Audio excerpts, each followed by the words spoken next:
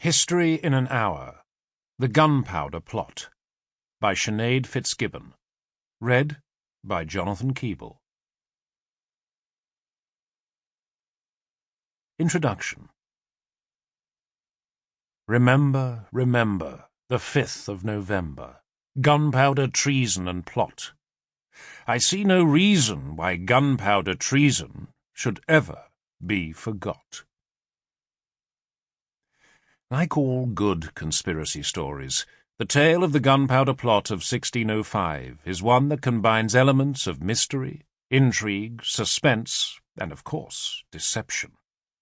It's the story of a small band of disaffected Catholics who, unhappy with the constraints placed on their religion by Elizabeth I and her successor, James I, decided to challenge the religious and political status quo.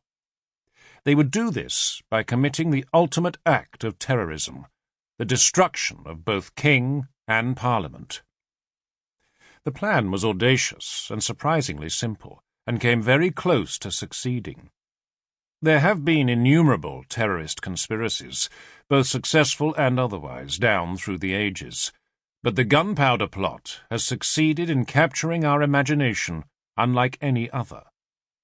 Over 400 years has passed since this daring scheme was discovered, and yet its legend continues undiminished.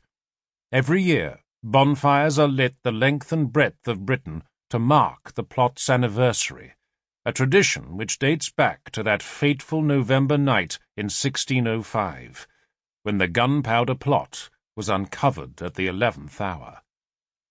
This, in an hour, is the story of the Gunpowder Plot. A country divided.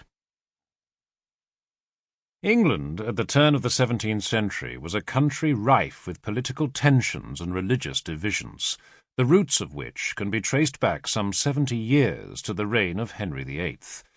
The actions of this one man would have profound repercussions for his kingdom, condemning his people to decades of religious conflicts and persecution.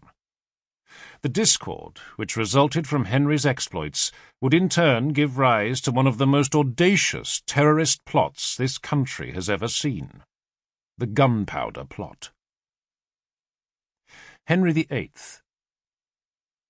During the early 1530s, Henry, in his desperation to marry Anne Boleyn, was frantically looking for a way to divorce his wife of almost 25 years, Catherine of Aragon.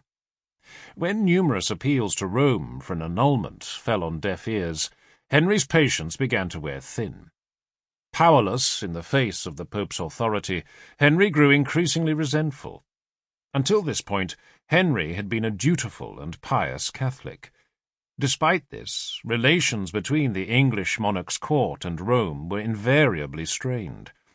Henry, accustomed to being in an authoritative position, often found it difficult to bend to the will of the papacy. Ever the opportunist, the king's attention soon turned to the Protestant Reformation, which at the time was sweeping the continent. Recognizing in this movement a chance to circumvent the authority of Rome, Henry began to endorse the Reformation's ideals. Thus began a concerted campaign to wrest power from the papacy. Denouncing the Catholic Church as corrupt and out of touch, Henry broke all ties with Rome in 1533. In doing so, he proclaimed himself, and not the Pope, to be the supreme head of the Church in England.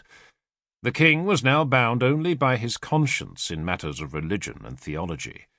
Conveniently, his conscience proved to be no obstacle to his divorce from Catherine. So began a marital merry-go-round, which would last for more than a decade. Proving himself to be a fickle husband, and obsessed with producing the necessary male heir, Henry would marry 6 times. These marriages would end by a variety of means: divorce, death, or execution. They would, however, produce 3 children: Mary, from his marriage to Catherine of Aragon, Elizabeth, from his union with Anne Boleyn, and the longed-for son, Edward, from his 3rd marriage to Jane Seymour. Henry's offspring would each play a significant part in inflaming the Sample complete. Ready to continue?